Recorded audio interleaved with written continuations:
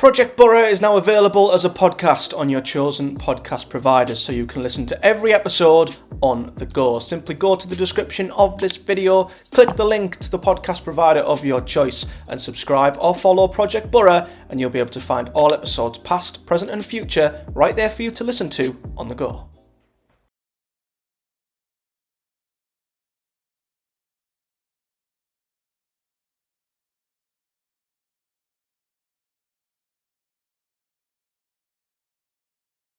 Boro beat Preston with relative ease by 4-0, but I'm left wondering, was it because Boro were that good, or were Preston really that bad? As the Uruguayan curls one in. Oh, Middlesbrough take the lead!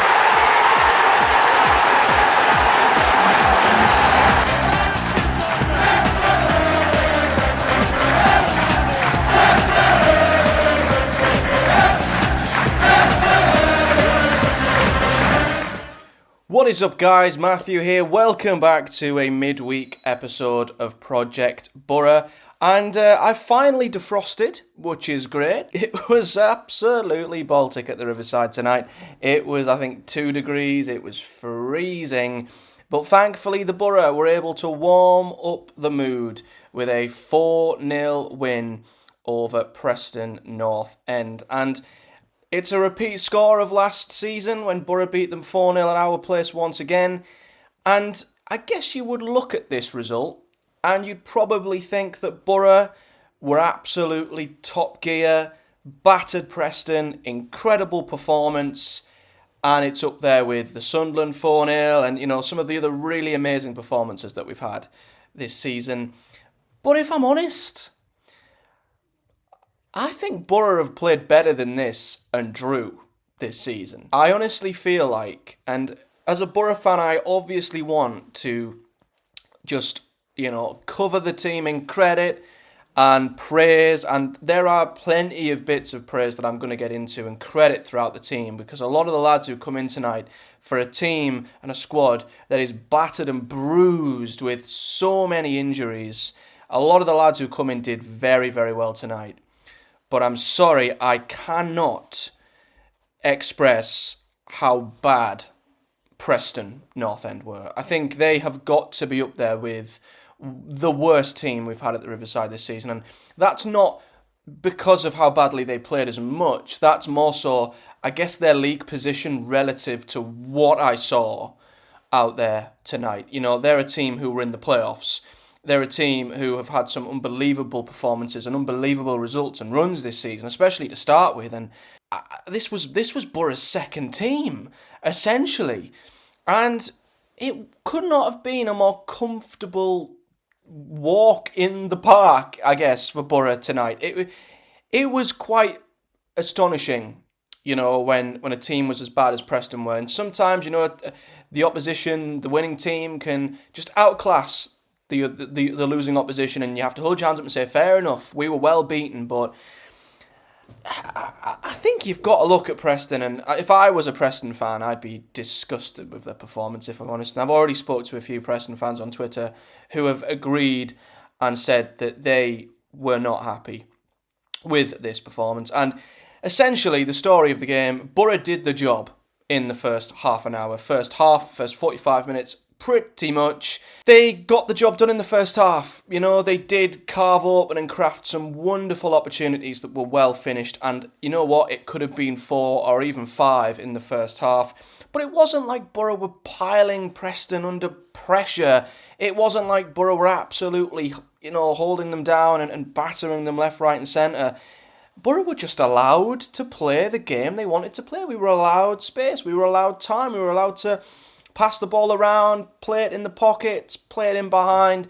I don't think the boys would have wished for an easy day at the office. And then in the second half, may as well, if I'm honest, not existed. I mean, the second half, up until the 94th minute, 4th goal by Bangura, it was as dull of a half of football as you're probably going to see. I mean, we had 2 chances. Rodgers did force a good save out of their keeper, and I think Greenwood had a shot blocked, but Boro were very much in game management mode in the second half, and I don't blame them, to be honest with you. It was just a case of not making any errors and just not getting complacent and allowing Preston any sort of sniff back into the game. So let's take a closer look at the performance in the first half, and it all happened in the first half, to be honest. And from the get-go, Boro seemed up for it. We made another numerous amount of changes. I mean, there was more injuries to more key players, and I'll get onto the Boro 11 a little bit later, but Hackney is the latest to add to the injury list of players who are out. Engel is out after he went off with a knock against Bristol City. Dale Fry was also absent here, so that adds him to the list of players who were injured for Boro. I mean, it is quite incredible. I think on top of that, you've got McGree, you've got Force, you've got Lenihan, you've got Smith, two of which are out for the season.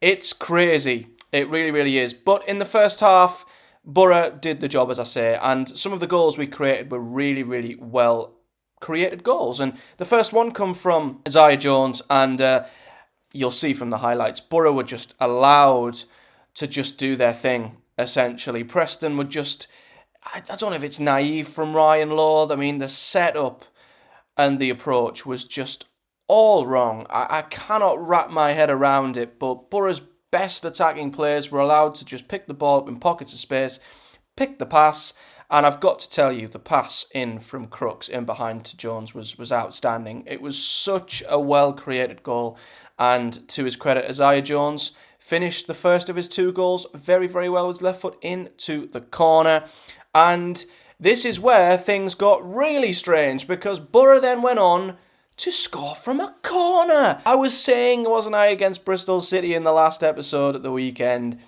Boro are woeful from corners. We never ever score from them. Well, Preston were so bad, they actually let Boro score from a corner, and it was whipped in by Dan Barlaser. It was actually a really good delivery, in fairness.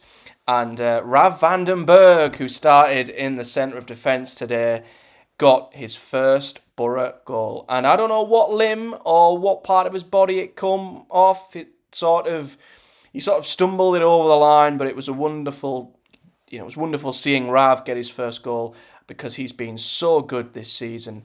And to see Boro score from a corner was something that I think's rarer than a solar eclipse, if I'm honest with you. It was unbelievable. I couldn't believe my eyes.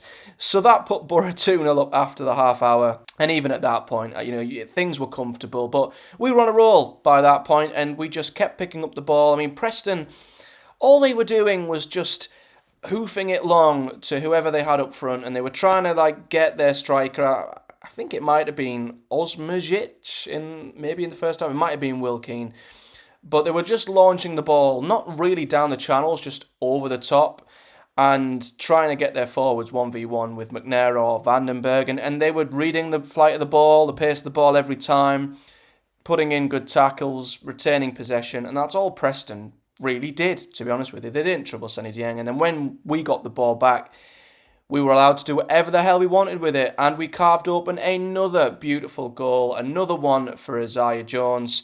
And this, again, really well worked. Barlaser was allowed to pick the ball up in their defensive third. No one near him. He was able to play it to Morgan Rogers, who, again, unchallenged. And like Crooks, Rogers played a beautiful depth little ball in behind. Another fantastic run by Isaiah Jones. And once again, the finish was absolutely fantastic. And I don't really associate Isaiah Jones being a finisher, but he took both his goals really well tonight. And I thought had a fantastic game. And it gave him so much confidence, you could tell, because he was taking his man on and he was being really creative and skillful. And that's the best version of Isaiah Jones. And the sad thing is we don't see it enough. He has one of these great games every 4 or 5. And, if he wants to be a top player, I guess, when Boro's full strength team are back, injury-free, whenever that day may be, he will have to raise his game, I feel. But he got a great brace and could have had a hat-trick, because literally straight after he was played in and he took a little bit too long and the keeper saved it. So Jones could have had, essentially, a 20-minute hat-trick. But we did go in at half-time 3-0, and it was probably one of the most comfortable halves of football Boro would wish for this season. And as I said, the second half, it was a half of football that happened. I mean, Boro, I think, whether it was in the team talk or not, went into game management mode, game preservation mode. whether Carrick said to them, listen, we're riddled with injuries, don't overdo it, just ensure you don't make any mistakes, don't do anything silly, don't get complacent, don't allow Preston to root back in, just keep the ball. If we create a chance, we do. If we don't, fair enough, just keep the ball out of our net. Or maybe he said to them, listen, Preston are absolutely terrible, go after them and get more goals. I don't know, but what we saw was Boro playing at a much slower tempo second half. There was a spell where they picked it up when a few of the subs come on, but Boro were just content to keep the ball. Created the odd chance, nothing too serious, and it wasn't until the 94th minute when Boro got their fourth, and it sums up Preston's game, really. Bangura, who had a pretty good game, I'll say. Obviously, I'll get more into individuals in a bit. Cut onto his right foot, his weaker foot, and struck it kind of well. I mean, it was sort of a weak shot, and the goalkeeper will be devastated that he's been beaten at his near post there. But it just sums up Preston's evening. It's one to forget for them. Boro added a fourth goal to a pretty mediocre, average second half. And it won us the game 4-0. And you'll see by the match ratings here exactly why Boro won the game and why Preston got absolutely nowhere near. So the Boro team, as I say, was filled with changes and alterations because of the unbelievable number of injuries that we've got right now. So Seny Dieng, thankfully, is still fighting fit and started in goal. We had Bangura on the left starting for Lucas Engel. McNair was in the centre-back place, as always, but Rav Vandenberg had to tuck into centre-back in place of Dale Fry, who was injured, and that meant because there was then no right-back, Dijksteel come in as the right-back because Tommy Smith is, of course, injured. In the middle of midfield, Howson did start, but Barlasser had to come in for the injured Hayden Hackney. And then in the front three, Rodgers actually got a start over Sam Greenwood. Crooks and Jones remained in the 10 and on the right, and Latilath was once again preferred over Josh Coburn. And as you can see, pretty much everyone on the Boro side of things got very good ratings, and everyone on the Preston side got terrible ratings. I mean, 7 best got, and he was substituted after 65 minutes. I mean, Jordan Story got a 5, Woodman got a 6, Lindsay got a 4.9. I mean, the 2 forwards didn't even get a 6. I mean, that just says it all about how bad the Preston performances were out there. But as for Boro, listen, Seny Dieng, I just hope he didn't catch frostbite, if I'm honest, because he didn't have a single save to make of note, really. And I just hope he kept himself nice and warm during that game because it was absolutely freezing. But a great night, a clean sheet for Seny. Delighted for him. And the back four, I thought, did really well. Now, listen, they weren't put under any pressure whatsoever, so you can't judge them too much compared to some of the games we've had previous. But I thought Bangura on the left did really well. I think defensively, he's just as good as Engel. I think maybe he's not quite as good going the other way.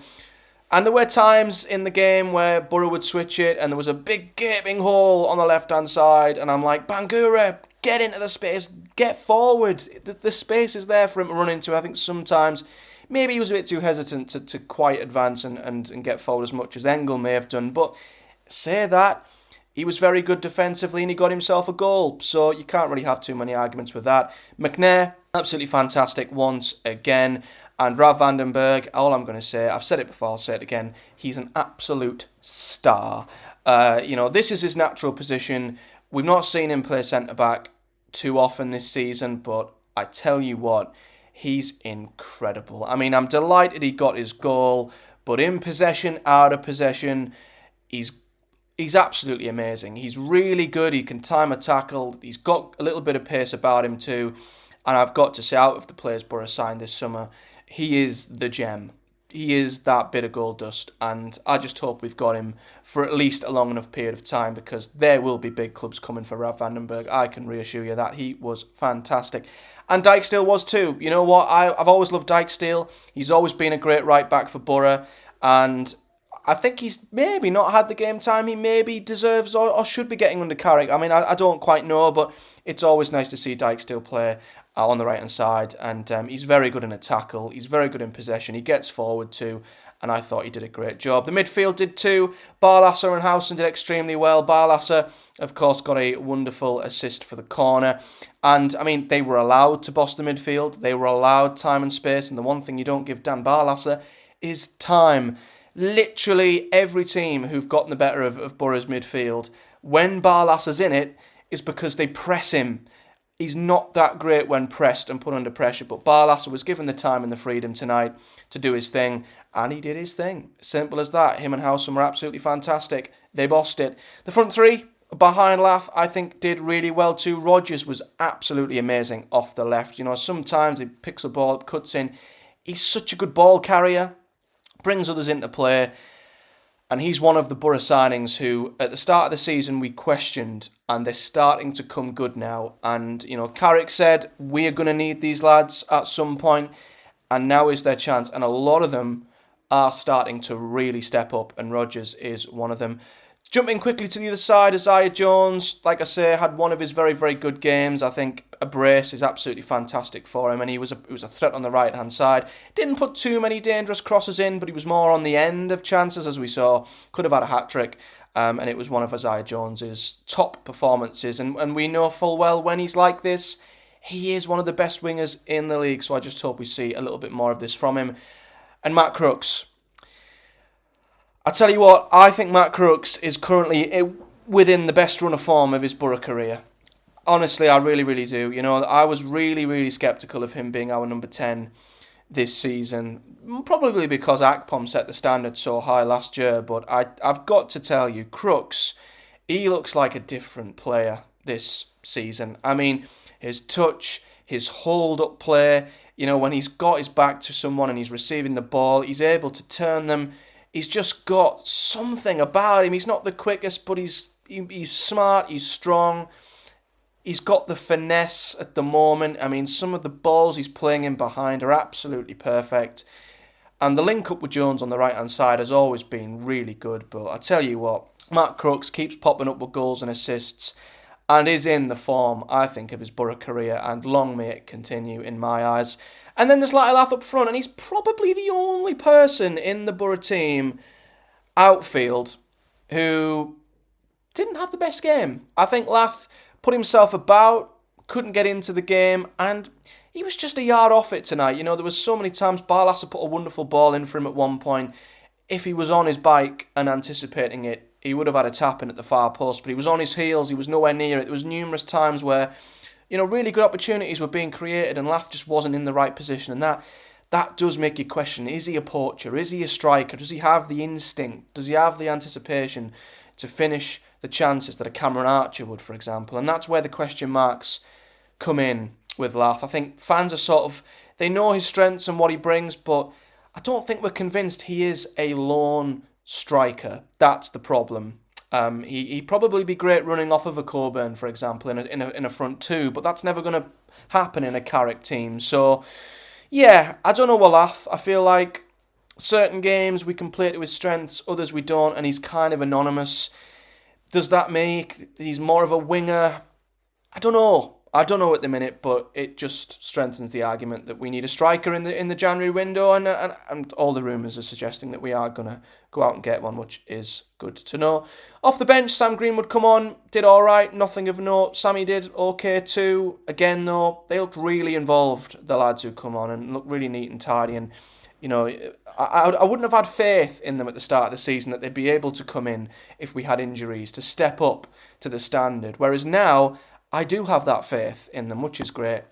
And then we got some really, really nice, good feel substitutions. So Alex Gilbert come on, who's not played much this season. He looked pretty good. But Matt Clark come on, and Matt Clark obviously has been out with a back injury for 18 months. He's worked so hard to get back, rehab, everything, you name it. And to see him come on with, 10 minutes to go was absolutely amazing, and he fit in like a glove and was absolutely great when he come on. So that was good to see. And then a young lad, Law McCabe, come on. I don't think he got a touch, unfortunately, but it was good to see him come on anyway. Match momentum and stats, this sort of says it all. Boro, utterly dominant without really doing much, first half especially. Preston did have a 5, 6, 7 minute spell at the start of the second half where I think they maybe come out with a bit more impetus after the half-time team talk, and Boro maybe were a little bit slacking at the start. I think they may have had a couple of corners, maybe the odd set play, but they never looked like making anything of it. And as I said, it was probably one of the most comfortable afternoons for Boro, and that is exclaimed even more so in the XG. Boro obviously had the possession, 2.87 XG, Preston's 0.18, which is terrible. They had one shot on target in the second half, which was a weak shot straight into Senny's arms. No big chances for them. We had 5. We actually missed 2, so it could have been worse for Preston. Dominated possession, accurate passes. I mean, yeah, I can't really say much more about how easy this was. And it follows the trend that we always tend to beat Preston at our place. They always tend to beat us at their place. It's a strange relationship. But what it does for the table, it does give Boro a little bit of ground gained on the playoffs, but obviously a lot of the other teams play tomorrow, so it's pretty irrelevant really. A lot of the teams who play are above us in fairness, but we can be caught by Blackburn and potentially Bristol City and Sunderland, so we might not actually end up moving up the table very much, but the gap to the playoffs currently is 3 points, and you know what, given the position Boro are in and the injuries we have, the fact we're playing with a second string squad, I think when we're pulling out results like this, it's only promising signs. You know, when we have our full team, with everyone to pick from, I think Michael Carrick's going to have a really, really good headache to have. So that's really positive to see the boys coming in and having such a positive impact. But it's also an important win because, as we know, we've got a very tough run of games coming up now. And I said at the weekend, this was a game I felt like we had to win just because the next few could be winless, essentially. You know, we've got a trip to Leeds away from home, which will be very, very tough. I mean, it would be typical of Boro to go there and win, but I feel like it's a bit like the Leicester game from a few weeks back. It's a free hit. We should go there with no pressure on our shoulders whatsoever. Hope we get a bit of luck, I think, in terms of Leeds and their attack, and try and take our chances when we get them. But that will be the toughest away trip of the season. And then you know what? Ipswich and Hull. Ipswich are third, I think. Or are they second still? They might still be second. And Hull are into the playoffs now. So they'll be tough. But I back Boro at home to anybody. And I feel Hull aren't quite the same side they are as they are at home. And Ipswich are starting to not wobble, but just level out a bit, I would say. So there's 2 really good opportunities for Boro to gain points on the teams above them, which could be crucial. I really do believe that. But as for tonight, a fantastic win for the Boro, and one we needed and one that was a lot more comfortable than I expected, but one that I'd like to hope will give us a well-needed injection of confidence heading in to some pretty tough games coming up. So if you've enjoyed this video, please do hit the like button and subscribe. If you are watching on YouTube, if you are listening on any of the podcast providers, then please give me a subscribe and a rating on there as well. That would be really, really appreciative. And do leave me a comment in the section below. I also really want to hear from any Preston fans too who were at the game, because I don't want to just, insult the opposition without much context. I can only sort of judge what I saw in front of me, and what I saw in front of me was a very, very poor performance, and probably the worst team relative to where they are in the league that I've seen come to Riverside this season. So I'd be very intrigued to see if any Preston fans who attended or watched the game agree or disagree. So let me know in the comment section below, as well as if you're a Boro fan or a neutral. Let me know your thoughts as well, and I'll be back at the weekend to review our trip to Leeds, who are my most, how do I say this politely, disliked team in the league. And it wouldn't be nice to lose to them, but my expectations are very much free hit. Let's see what happens. If we lose, we lose. It's not the end of the world. Anything more than a point or a point itself would be absolutely amazing. So we'll see what happens, and I will see you guys then. But until then, a big thank you for watching and or listening, and I'll see you all in the next one.